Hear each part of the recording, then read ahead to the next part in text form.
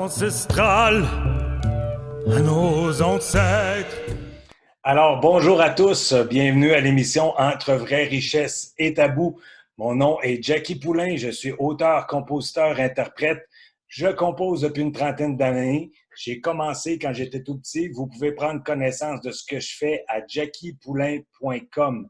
Qu'est-ce que l'émission Entre vraies richesses et tabous?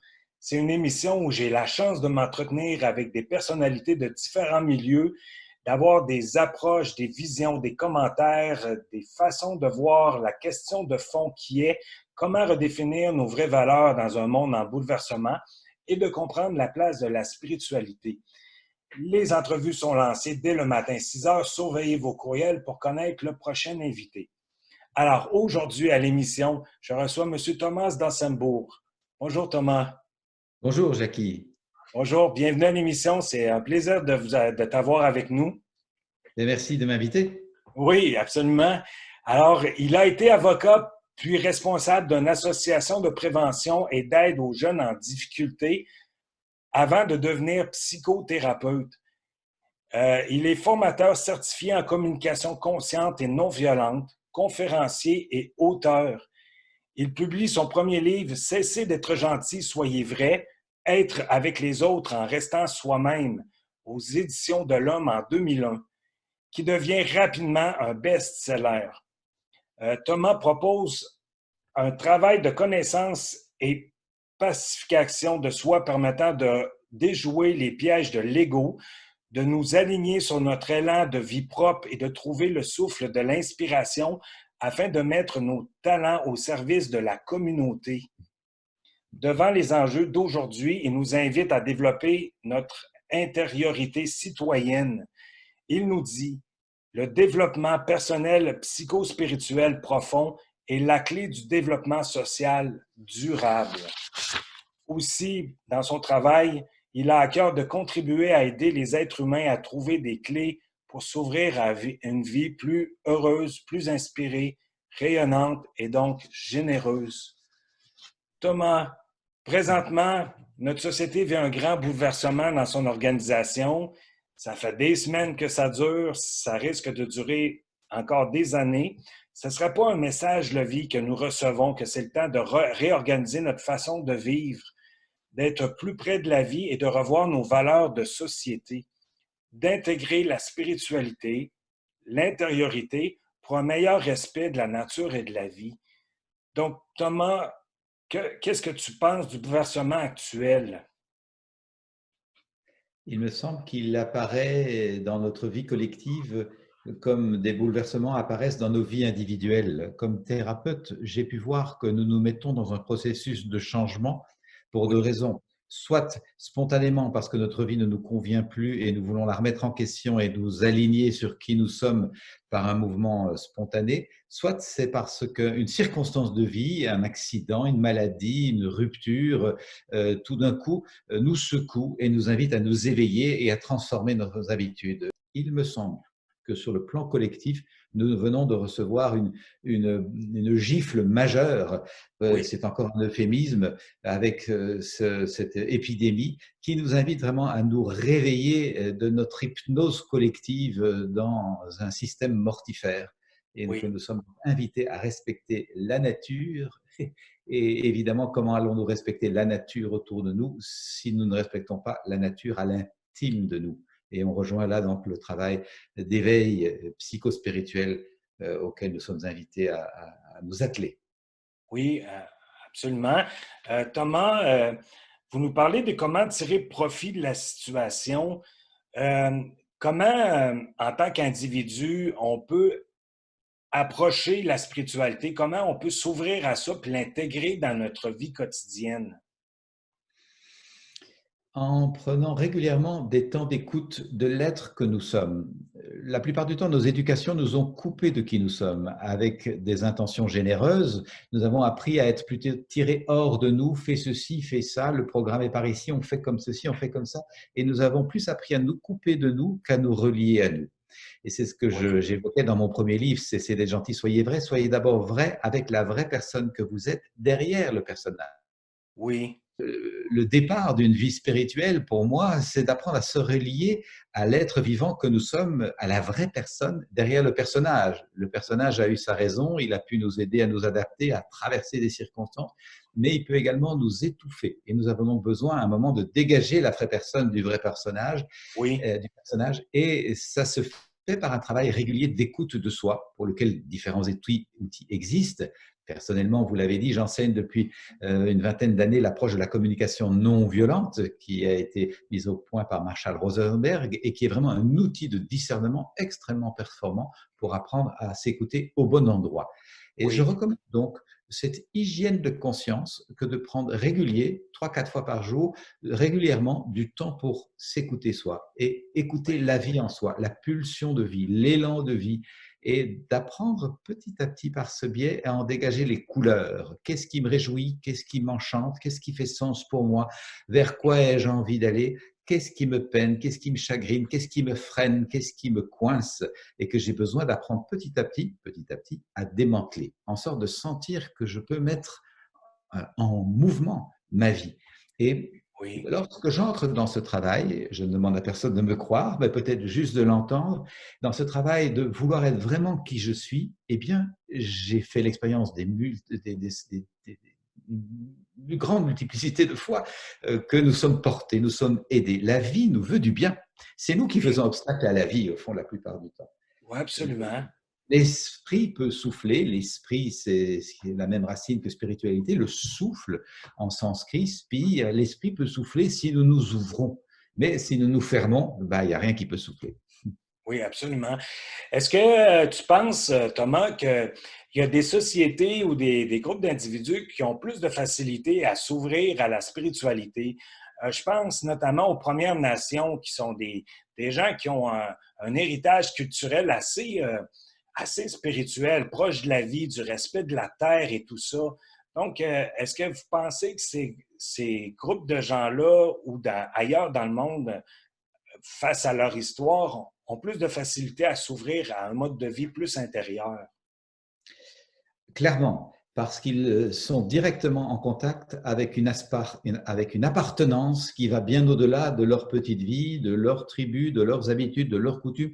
Ils sont dans une appartenance à la vie, aux saisons, aux cycles, à la planète, aux étoiles, au cosmos. Et donc, ça leur donne d'abord une leçon d'humilité, mais aussi de lien. Et donc, ces deux enjeux, et l'humilité pour conjurer l'ego, qui sinon risque vite d'arriver, et le lien pour conjurer l'impression de solitude et d'abandon, et qui n'est que dans notre tête, bien sûr. Et ces populations qui sont plus proches de la Terre ressentent ça plus vite. Je ne fais pas partie de ces populations-là, mais j'ai eu la chance de grandir dans ce lieu d'où je vous parle, qui est en Belgique, dans une région forestière. Je suis dans la maison Oui, familiale qui est au milieu des bois. J'ai eu la chance de grandir entouré de forêts et donc d'avoir très vite la conscience que ma petite vie appartient à un grand projet qui s'appelle la vie et qui croise toutes sortes de registres de vie. On n'est pas tout seul, on est en appartenance, on est en lien. Et derrière cette appartenance et ce foisonnement de vie, il semble bien qu'il y ait un projet qui est une sorte d'intelligence ou en tout cas un cœur qu'on peut appeler Dieu, qu'on peut appeler l'esprit, qu'on peut appeler la grâce. On mettra le mot que l'on veut, bien sûr, sur cette oui, notion-là, selon notre vocabulaire et notre recherche. Mais je nous encourage donc aujourd'hui à retrouver cet enracinement. Tu parlais des peuples primaires qui sont plus proches de ça. Effectivement, en ayant quitté le sol, en étant beaucoup en ville, en ayant quitté les cycles et les saisons, nous risquerions de nous trouver dans une petite boîte mentale qui essaie de oui. tout comprendre intellectuellement et qui perd l'intuition, la sensation, la capacité à se ressentir en appartenance. J'ai à cœur d'encourager cette retrouvaille avec le vivant, avec la vie. Oui, absolument. Ça, c'est une belle invitation, Thomas. Euh, de ton côté, euh, je sens que c'est ça, tu as une ouverture à cette spiritualité-là, à cette intériorité-là. Comment elle se manifeste dans ton quotidien? Comment tu l'intègres à ton quotidien, toi? Je pense avoir eu la chance de grandir dans une famille très croyante, de façon catholique pratiquante, qui un temps m'a porté, m'a éveillé à la conscience que la vie a un sens spirituel. Toutefois, assez tôt, j'ai mesuré que je me sentais à l'étroit dans ce système de pensée qui est comme préimprimé, qui est fourni et dans lequel je ne peux pas faire mon expérience moi-même de ce qu'est le sens spirituel. Et donc, j'ai pris un peu de distance, avec beaucoup de respect, bien sûr, pour les personnes qui trouvent dans la pratique d'une religion du soutien. Personnellement, j'ai comme l'impression d'élargir et de sortir un peu d'une cage, je dis ça sans critique, et de trouver une plus grande liberté en goûtant la conscience que le sens de la vie est spirituel. Nous sommes là pour faire une expérience spirituelle, vraiment. Une expérience de communion avec toute chose vivante, d'appartenance avec toute chose vivante, et que ça se vit dans l'amour. Et que c'est pas facile, l'amour. Ça demande une attention, une vigilance. C'est pas Oui. bisounours, c'est pas béni oui oui, ça tombe pas du ciel, c'est frictionnant. Mais je pense que c'est vraiment ça le sens de la vie, que l'on soit dans un couple, que l'on soit parent ou pas, que l'on vive seul. Nous sommes invités à affiner l'état d'amour qui est notre vraie nature. Oui. Dites-moi, il y a comme une dualité avec notre société, le monde dans lequel on vit, qui est très porté vers la consommation, l'économie et tout ça. Euh, Pourquoi que cette dualité-là persiste? Pourquoi on n'est pas capable de ramener l'équilibre avec une vie d'intériorité pour le meilleur respect de la vie puis de l'environnement et de l'écoute de celle-ci? T'en penses quoi de ça, Thomas? On va certainement faire le lien avec l'éducation. Comme l'éducation nous tire hors de nous, le programme, les activités, le diplôme, gagner sa vie, être quelqu'un, se situer socialement, tous ces enjeux-là qui nous tirent hors de nous, eh bien, nous finissons par entrer dans des mécanismes d'ego, se valoriser, acquérir de l'argent, se sécuriser, et nous oublions l'appartenance, nous oublions le nous tous. Nous sommes très pris dans le je me moi face à un tu te toi, et donc dans des mécanismes de division. Ce sont des habitudes liées à nos éducations. Nous pourrions être éduqués tout différemment, dans la collaboration, dans le partage, dans l'empathie, avec des exercices de présence à la terre, à la nature, d'inspiration, des exercices de co-création, de collaboration. Nous pourrions être éduqués autrement que dans la compétition et la valorisation individuelle. Malheureusement, c'est encore très souvent comme ça que fonctionne le système scolaire, sauf évidemment quelques magnifiques exceptions. Oui, est-ce Donc, que le pouvoir de changer tout est dans nos mains. oui, et dans demain puis dans le présent aussi. Dites-moi, Thomas, est-ce que vous trouvez que le système d'éducation en fait assez? Au Québec, il y a des pétitions pour intégrer la méditation libre dans les écoles. C'est intégré dans les universités. Est-ce que c'est comme ça par chez vous aussi? Oh, pas encore à large échelle. Il y a des expériences ponctuelles qui sont souvent extrêmement probantes et qui mériteraient d'être d'ailleurs mieux connues. Je souscris pleinement à cette démarche d'apporter des clés d'intériorité et d'éveil d'une façon qui soit élargie et non confessionnelle. Ce que j'observe, je circule beaucoup en France, en Belgique et en Suisse pour des conférences et des formations, c'est que Oui, nous avons créé une laïcité étouffante qui refuse la vie intérieure et les enjeux, les exercices permettant la vie intérieure. Et il me semble que la laïcité, ce n'est pas l'abandon de la vie intérieure. La laïcité, c'est la cohabitation féconde entre toutes les formes de oui, spiritualité, de vie intérieure ou philosophique. Et je souhaiterais que la scolarité encourage cela, que tous les enfants qui vont à l'école puissent étudier toutes les façons que les humains ont eues d'honorer le sacré de la vie et le sacré de la terre et le sacré du fait d'être ensemble sur cette planète. Ça devrait faire partie de la formation avec encore plus de vigilance que d'apprendre à lire, écrire et calculer, qui sont trois piliers importants, mais qui ne absolument. servent pas à rendre quelqu'un heureux. Oui, la connaissance de soi, d'apprendre à se connaître dès notre jeune âge à l'école, dans des outils en milieu familial aussi. De plus en plus, on voit ça. Euh, Ça s'intègre tranquillement, mais je pense qu'il y a encore un long travail à faire. Effectivement, vous avez raison sur ce point-là, vraiment. Thomas, Oui, ça serait déjà... Oui, allez-y.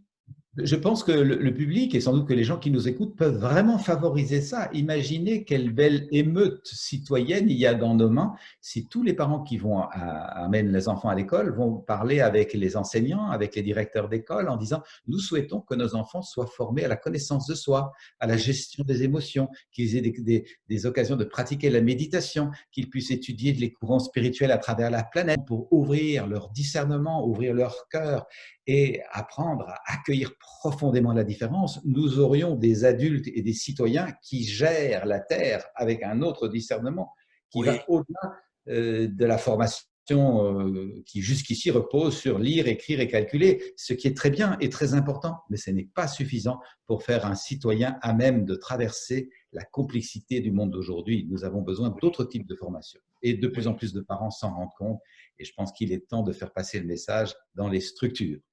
Oui, absolument, mais je suis d'accord avec vous. C'est très bien dit aussi.